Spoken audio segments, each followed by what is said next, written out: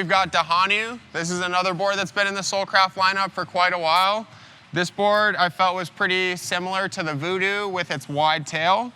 The differences that we're going to have on this one is we've got a little bit of added curvature to the tail of the board, which is going to make it a little bit more inclined to be more carvy, feel a little bit more surfy, and also spin a little bit easier compared to the Voodoo.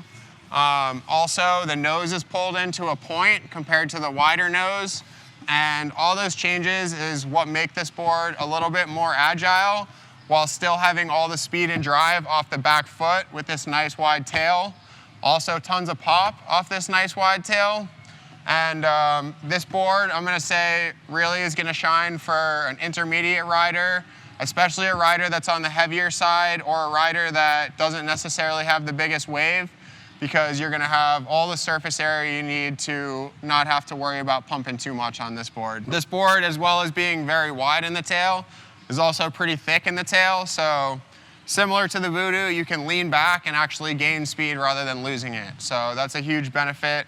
So the rocker, we've got a pretty decent nose flip on this board, relatively flat through the back half of the board. So definitely very fast, but still got enough nose flip on it to where you don't have to worry about ever digging the nose or anything like that.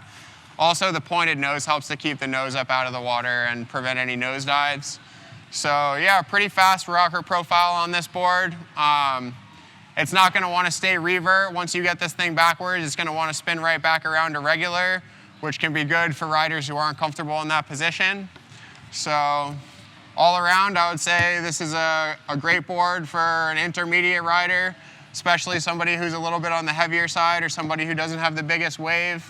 And compared to the Voodoo, this board is going to be a little bit more agile and maybe not quite as fast, but still very fast.